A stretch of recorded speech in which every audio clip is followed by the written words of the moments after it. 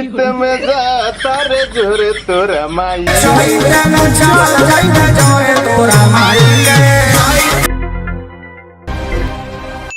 तो का हाल बा भाई लोग, हम आशा करत तनी कि रउआ लोग बढ़िया होखम आ बढ़िया रहे के चाही। तो हम आज बात करे वाला बनी, चली देखल जाओ। चलो भाई। का भइल भौजी, कहीं समझ रहे हो?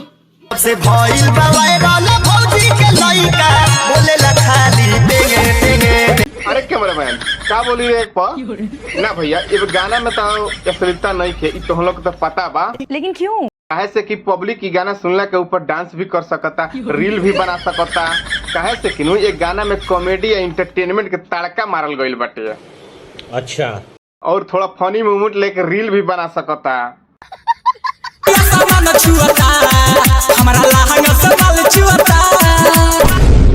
माल चुए क्या कहलू, क्या कहलू? अच्छा ओकरा बाद हाँ तो भौजी पी लो फिल्टर के पानी, जवानी बनल रही। तो कहीं हऊ वाला पानी तो नाना पियावत तारू। अरे भौजी गुस्सा दिले बका, कहो तारू आवे दो जाए दो, आवे दो जाए दो।